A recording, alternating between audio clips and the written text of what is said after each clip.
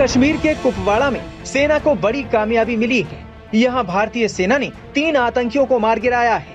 इनमें 2 माछिल और 1 तंगधार में ढेर हुए हैं। सेना को आतंकियों की घुसपैठ की खुफिया जानकारी मिली थी।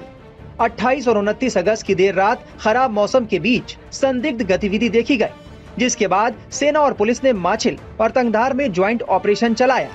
इस दौरान फायरिंग शुरू हो गई। इलाके में और आतंकियों के छिपे होने की आशंका है, इसलिए सेना का सर्च ऑपरेशन जारी है। दूसरी तरफ राजौरी में भी सेना का सर्च ऑपरेशन जारी है। यहाँ 2 से 3 आतंकियों के छिपे होने की आशंका है। राजौरी में 28 अगस्त को आतंकियों और सुरक्षा बलों के बीच मुठभेड़ हुई थी। 28 अगस्त की रात 9:30 बजे गांव खेरी मोहरा लाठी और दानथल इलाके में सर्च ऑपरेशन शुरू किया गया था। तलाशी के दौरान देर रात करीब 11:45 पर आतंकियों और सुरक्षा बलों के बीच गोलीबारी हुई। जम्मू कश्मीर के पुंछ में भी सेना के जवानों और आतंकियों के बीच मुठभेड़ हुई है। यहाँ सिंधरा इलाके में हुई मुठभेड़ में सेना को बड़ी कामयाबी हासिल हुई है। सेना को आतंकियों से मुठभेड़ के बाद चीन में बने 6 ग्रेनेड बरामद हुए हैं। फिलहाल इन्हें अपने कब्जे में ले लिया गया है। माना जा रहा है कि चीन के जरिए इन हथियारों को पाकिस्तान को दिया गया होगा और फिर पाकिस्तान ने आतंकियों को इन्हें थमाकर सीमा के इस पार दहशत फैलाने के लिए भेजा होगा।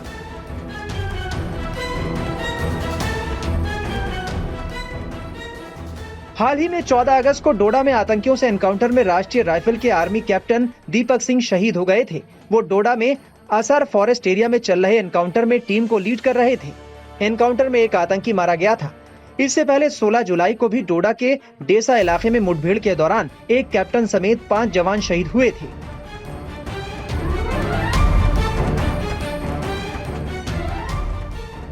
घाटी में एक बार फिर से बड़ी आतंकी घटनाओं को लेकर हाल में रक्षा विशेषज्ञ प्रफुल्ल बख्शी ने बड़ा बयान दिया था। सुनिए उनका क्या कहना था।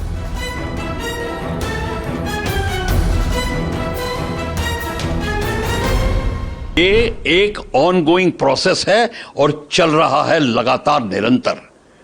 तो जो आसपास हिंदुस्तान की घटनाएं हो रही हैं, चाहे वो हों या ना हों, ये चलता रहेगा।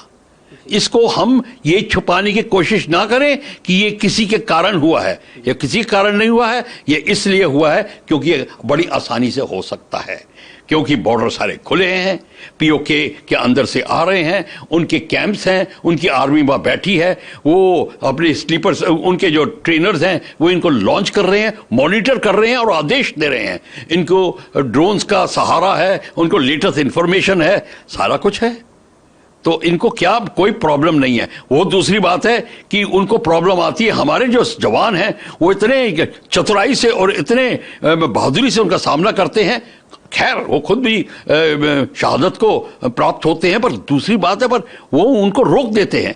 ये उनको जरूर चिंता है कि हमारी फौजों के साथ उनको भिड़ना पड़ता है, पर वो तो कहते हैं हमारे को तो, हम तो जन्नत में जाने के लिए आए हैं, तो रेडी होके आए हैं। तो वो भी रेडी होके आए हैं, तो वो मरने को तैयार हैं। तो ये आपका सालों चलता रहेगा अगर आपने इसी तरीके से किया। इसको रोकने का एक ही तरीका है, पहले तो है एक कमांड एंड कंट्रोल में पूरा जम्मू एंड कश्मीर लाइए। एक कमांडर के अंडर सारी फोर्सेस होनी चाहिए और सारी सिक्योरिटी फोर्सेस, इंटेलिजेंस फोर्सेस जब तक एक कमांडर के अंडर नहीं होगी। ये कैसे, इसकी इंफॉर्मेशन क्यों नहीं आई? ये जो सर्च एंड कॉर्डर में निकले हैं, इसका मतलब पहले आ गए थे। इसका मतलब जम्मू एंड कश्मीर पुलिस को पता होगा, किसी सेक्शन को पता होगा। ये तो हो नहीं सकता कि जम्मू एंड कश्मीर पुलिस को ना पता हो और उनके एरिया में कोई आ जाए। ये नहीं हो सकता। तो ये तो दूसरी बात है, उसकी आप इन्वेस्टिगेशन करिए, कुछ करिए, वो बाद में पता चलेगा। पर बात सारी ये है। प्रफुल्ल बख्शी का कहना है कि अब पीओके पर कब्जे का वक्त आ गया है। अब समय आ गया है। पूरी पीओके को अगर लेना है तो जहां जहां से लॉन्च हो रहे हैं उस एरिया को आप सर्जिकल स्ट्राइक अटैक करके ऑक्यूपाई करिए। मैं रिपीट कर रहा हूं, उसके ऊपर कब्जा करिए। जब तक आप पीओके की उन एरिया पे कब्जा करना शुरू नहीं करेंगे वो रुकेंगे नहीं।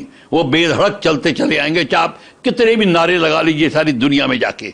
और दूसरा ये है, एक command and control Jammu and Kashmir में होना पड़ेगा, चाहे आपको फौजें बढ़ानी पड़े।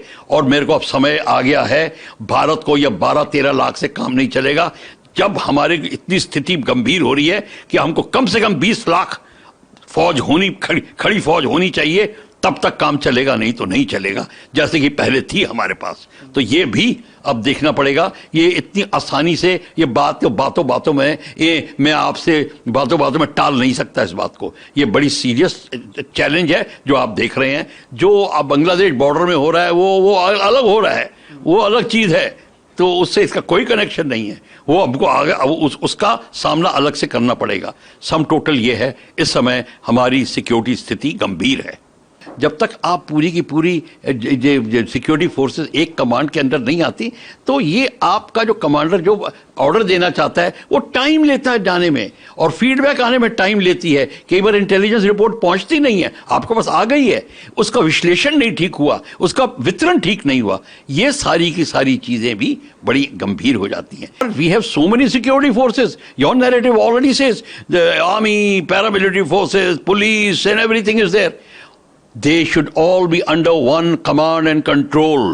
All intelligence agencies, security forces, everything reporting to one commander, one operational center. And that's how the orders should go.